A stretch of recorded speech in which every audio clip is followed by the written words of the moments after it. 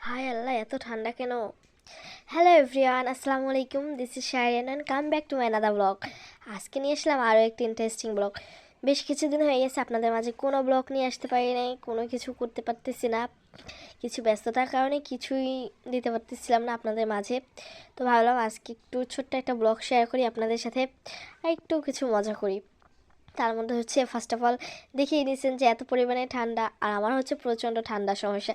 আর এদিকে দেখেন সকালবেলা হচ্ছে আমি পরোটা বানাইছিলাম, বাট এটাকে দেখে কেউ বলবে না পরোটা। আমার কাছে মনে হচ্ছে মানে দেশের একটা মানচিত্রের মতো হয়েছে এরকমের।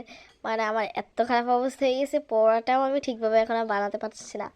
আর ছিঁড়ার কথা বললে তো মানে আর যে দাঁতটাই আমার ভেঙে যাবে, কিন্তু পরোটা ছিঁড়বে না, এরকমের অবস্থা হয়ে গেছে।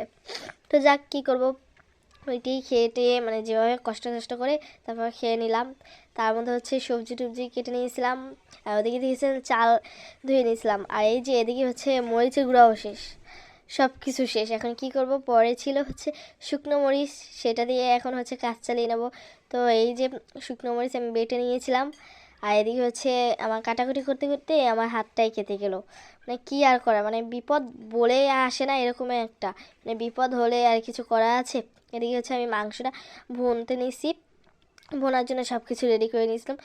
কারণ খিচুড়ি রান্নার জন্য মরিচ লাগে না, শুধু কাঁচা মরিচ হলেই চলে।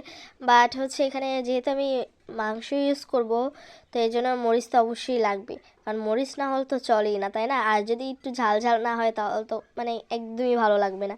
তো এই জন্য কি আর করার। আর তো সমস্যার কিছুই নেই, যেহেতু আমাদের বাসায় শিল্পটা থাকবে আর আমরা যেহেতু বাঙালি মানুষ, অবশ্যই আমাদের বাসায় শিল্পটা থাকবে, সব কিছু থাকবে। তো কোনো চিন্তা করা তো কিছুই ছিল না, শুধু একটু কষ্ট করে বেটে নিলেই হতো। তো আমি সেটাই করেছিলাম, মরিচটা আমি শুকনো মরিচটা সুন্দরভাবে বেটে নিয়েছিলাম। হয়তো বা একটু মিশ কম হয়েছে, বাট সমস্যা নেই, ভালো লেগেছিলো। মানে মাংসটা খেতে খুবই ভালো হয়েছিল। আর আমার একটা বাজে একটা অভ্যাস আছে, যাকে এটা শেয়ার না করি কোনো একটা সময় কোনো একটা ভিডিওতে আপনাদের সাথে অবশ্যই শেয়ার করব।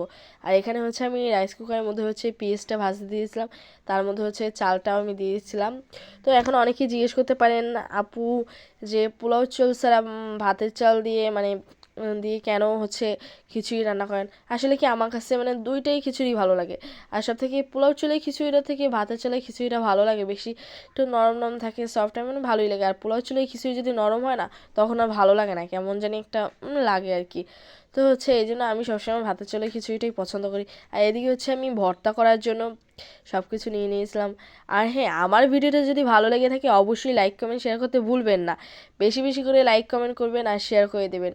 আর আমার ভিডিওটা কেমন হয়েছে অবশ্যই কমেন্ট করে জানাবেন, কারণ অনেক দিন পর আপনাদের মাঝে নতুন কোনো ভিডিও নিয়ে চলে আসছি।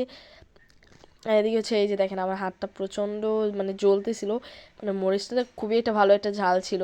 আর আমি ধনেপাতা নিয়ে নিয়েছিলাম, তো হচ্ছে এটা কুচাইতে ভুলে গেছিলাম। আর এদিকে তেলও শেষ, মানে সব কিছু শেষ, মাসের শেষ মানে সব কিছু শেষ।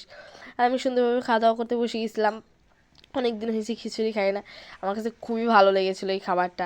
মানে ঝাল ঝাল মানে মোটামুটি একটা ঝাল ছিল, খুবই ভালো লেগেছিলো। আপনাদের কাছে কেমন লেগেছে অবশ্যই কমেন্ট করে জানাবেন, আর আমার ভিডিওটি কেমন হয়েছে অবশ্যই কমেন্ট করে জানাবেন। আজকে এই পর্যন্তই, আল্লাহ হাফেজ।